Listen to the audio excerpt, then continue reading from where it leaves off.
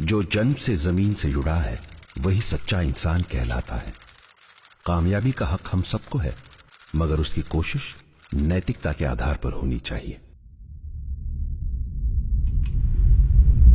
वर्ष 1956। गोवा मुक्ति संग्राम का सत्याग्रह जारी था। एक स्कूली बच्चा अपने साथी विद्यार्थियों को इकट्ठा कर लेता है उस गोवा मुक्ति संग्राम के सत्याग्रह के समर्थन में। ये उस बच्चे का राजनीति में पहला कदम है। आज वही स्कूली बच्चा सिर्फ 75 साल का है। उम्र उसके कदमों को रोक नहीं सकी। आज भी वो आगे चल रहा है, चलता रहेगा। ये और कोई नहीं, ये है शरद पवार।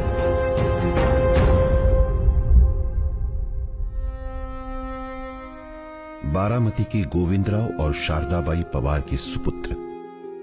जमीन से जुड़ने का उपदेश अपनी माताजी शारदाबाई से उन्हें मिला। किसानी, बागवानी, ये हमारी भारत की सभ्यता है, तो शिक्षा और पढ़ाई ये हमारा भविष्य है।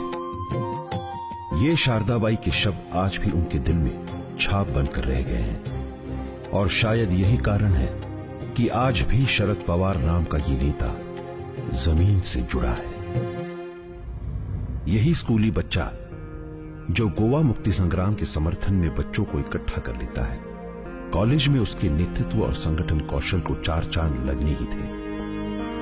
अब इस युवा को एक अच्छे मार्गदर्शक की जरूरत थी, और क्या संयोग कि उन्हें यशवंतराव चौहान जैसे मार्गदर्शक मिले।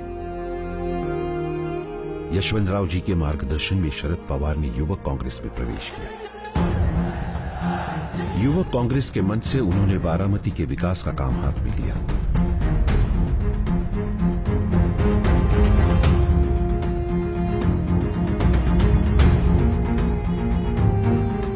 उन्नीस के विधानसभा चुनाव में ये युवा विधानसभा में जा पहुंचा। शरद पवार के रूप में महाराष्ट्र को सबसे कम उम्र का मुख्यमंत्री मिल गया। राजनीति,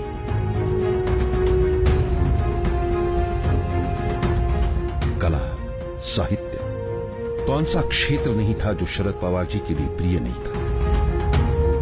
क्रिकेट का क्षेत्र भी उनके नेतृत्व से अछूता नहीं रहा। From Mr. Sharad Pawar, the President of the ICC.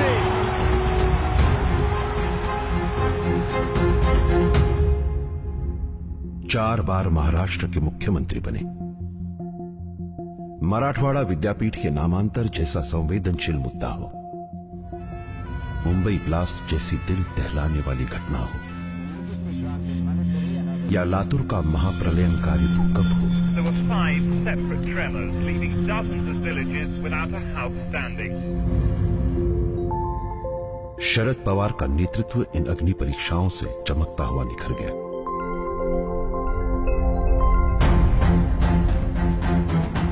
महिलाओं के लिए पुरुषों के बराबर का हक देने के लिए महिला नीति लाए।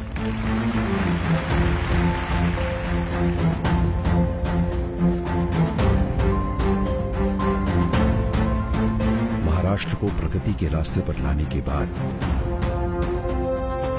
शरद पवार जी को दिल्ली बुलाने लगे। दिल्ली तो गए, मगर वही संदेश दिल में लेते हुए, जमीन से नाता कभी नहीं तोड़ना। पहले रक्षा मंत्री बने, तो महिलाओं को सेना दल में प्रवेश देने का क्रांतिकारी कदम उठाया।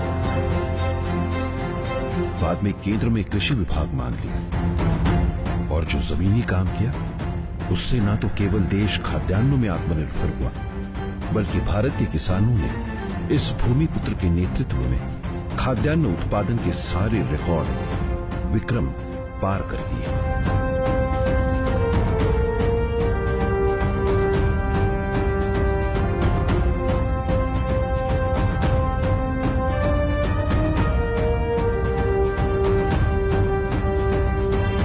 देश को जब विदेशी मुद्रा की जरूरत पड़ी थी, तो वो हमारे किसानों ने पूरी की।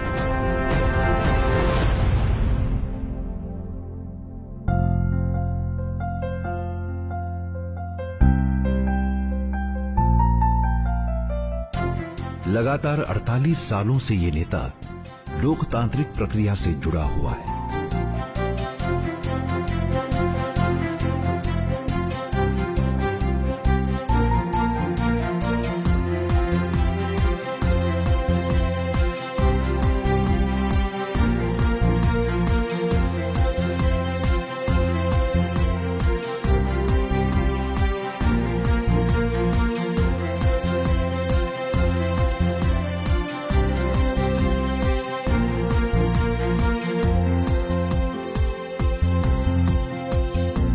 और संसद ने उनकी इस लोकतांत्रिक सेवा का गौरव उन्हें सर्वोत्कृष्ट सांसद पुरस्कार देकर किया है। कामयाबी, यश अपयश, संकट, चुनौती कुछ भी हो, ये नायक कभी विचलित नहीं होता। संयम, सहनशीलता, ये इस नायक के गुण। ये नायक है, भूमिपुत्र है, राज्य करता है, किसान है, अपने विरोधियों का भी दोस्त है, दिलदार है, नवीनता का उसमें आकर्षण है, इसीलिए ये अभी भी जवान है। कोटि कोटि शुभेच्छाओं के साथ इस युवा को 75 मुबारक।